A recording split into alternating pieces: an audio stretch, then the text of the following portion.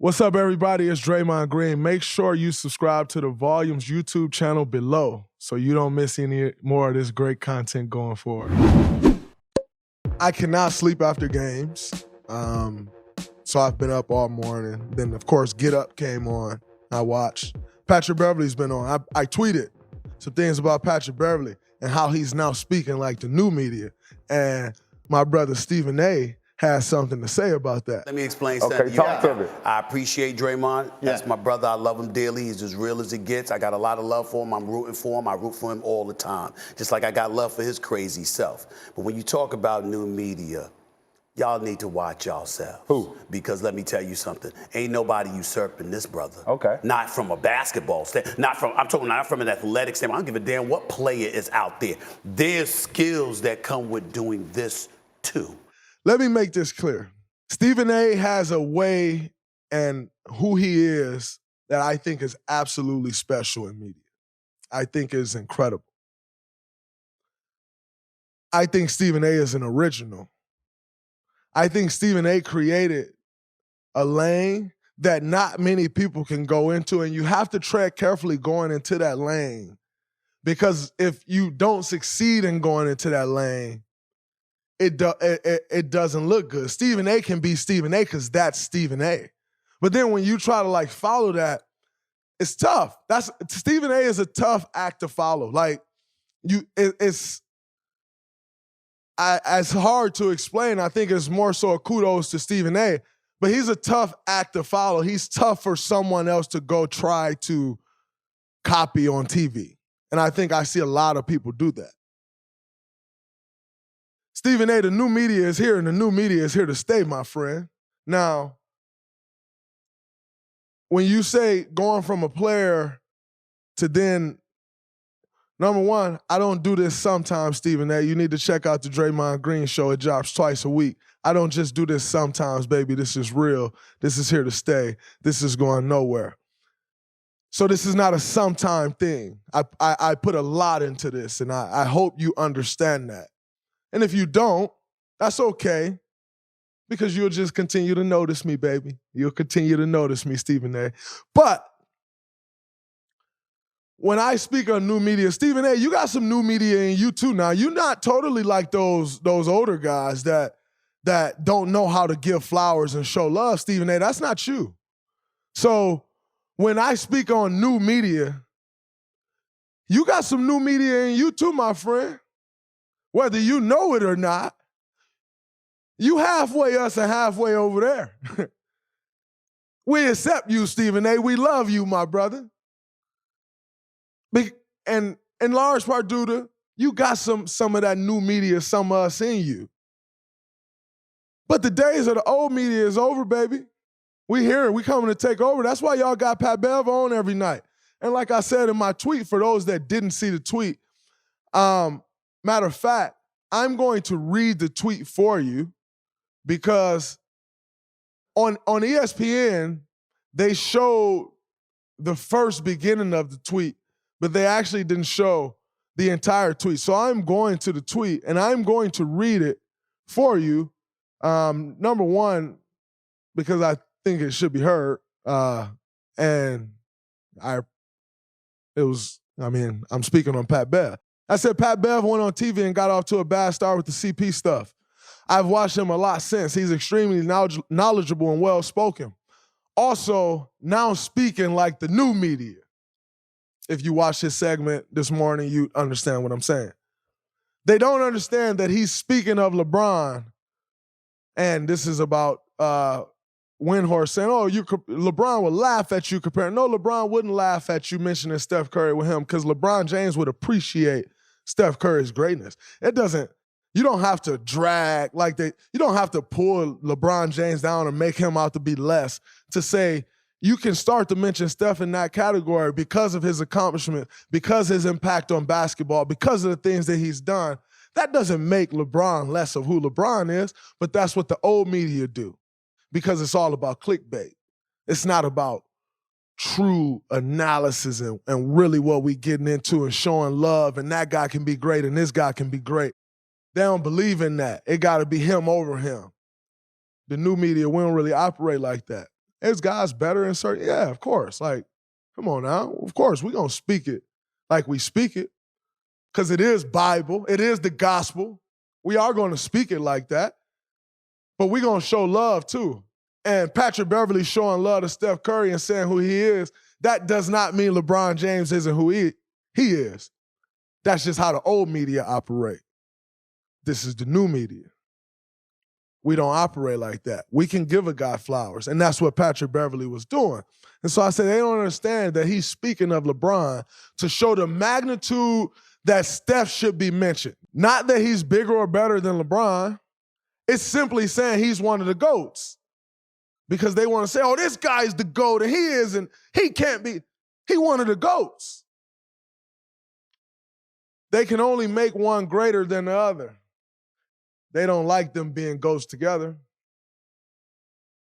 We give flowers. The old heads call it soft. You may have seen something from James Worthy the other day. KD commented on it.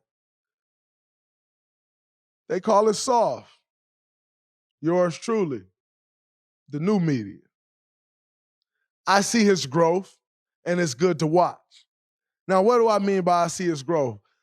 I thought it was whack that ESPN threw him on every platform to get him to talk about Chris Paul because at a certain point, it went from personal dislike. It went from analyzing the game to personal things and personal dislike, and it shouldn't be that. And I thought Pat Bev learned from that. And one thing I appreciated that Pat Bev just responded, by the way, I didn't see this. Jackson just showed me right before. He sent it to me. And Patrick Beverley said, I know everybody didn't like what I said about CP, but I'm going to stand on that. Again, which is why I tweeted what I tweeted about Patrick Beverley, because I appreciate people standing on what they say. I appreciate him not coming out and saying, oh, man, I apologize. I shouldn't have said that about Chris Paul. Stand on it. And he stood on that. I appreciate it and I respect that. Stand on whatever you say. We're not apologizing. Stand on what you say. So I appreciate that. And I respect it. What I wouldn't have respected if he came back and said, oh, man, I'm sorry, Chris Paul. No, you said it. Stand on it. I respect that. I just thought he shouldn't have allowed it to go personal because then people made everything that he was saying more about that and less about the great analysis that I'm watching up there, how he's breaking stuff down up there. He's been absolutely amazing. And everybody just pegged him with the CP thing as opposed to listening to what he was actually saying. And I think he's doing an amazing job. And when I say he's speaking like the new media now, how he broke down Steph Curry and LeBron James, that's the new media. That's what we do. It don't have to be him greater than him. And so, Stephen A., the new media is here, my brother. And you special.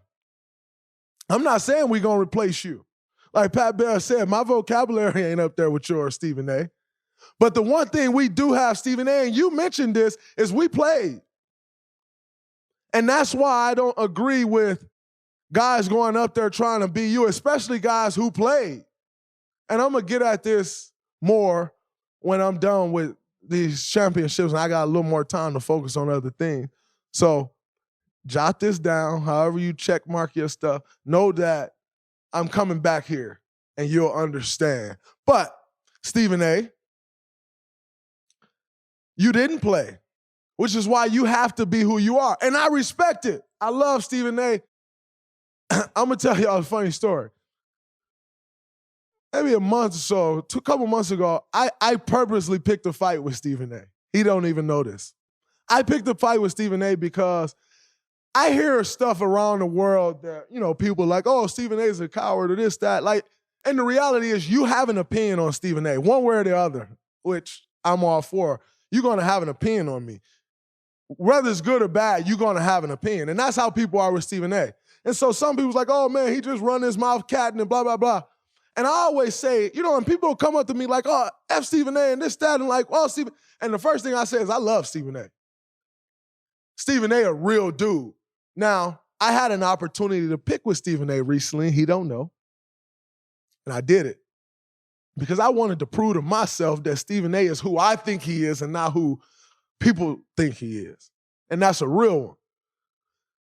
So I pick a fight with him about the Defensive Player of the Year thing. Stephen A. responds to me privately and says, what he says. I'm not going all into that. But he did say something to me like, you can reach out to me whenever you need to. And I said back to him, I said, blah, blah, blah, blah, blah. But you said what you said publicly, so I'm going to respond publicly like I did. And I was picking a fight with him, and he stood on his word like I thought he would, because that's who he is in my eyes. Stood on his word, said, oh, all good, my brother, kept it bumping. And we probably talked on the phone a couple days later. Exactly who I thought he was. Not, oh, this guy picking a fight with me. Exactly who I thought Stephen A. was. So, Stephen A., you got some new media in you, my brother, whether you want to accept that or not. You ain't on TV yelling stupid stuff like the bad dog. You on TV talking about what you talking about with facts, with incredible vernacular, with doing it the way only Stephen A. can do it.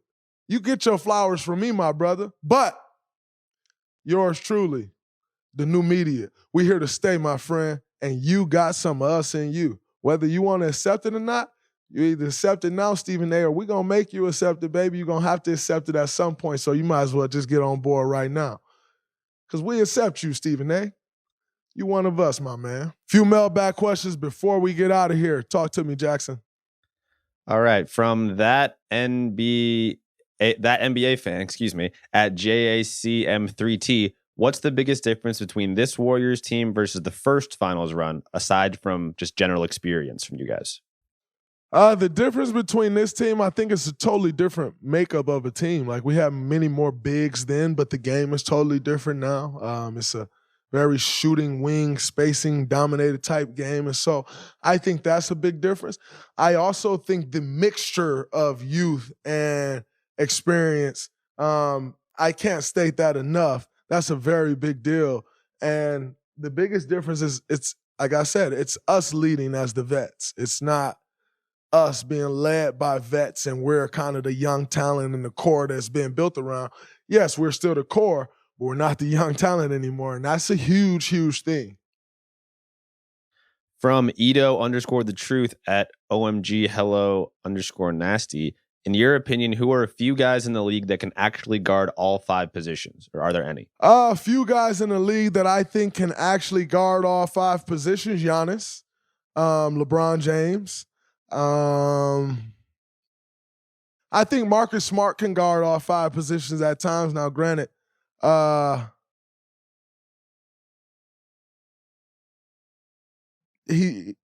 he's a little undersized, and so to do that consistently as a guard is tough, but I think he can.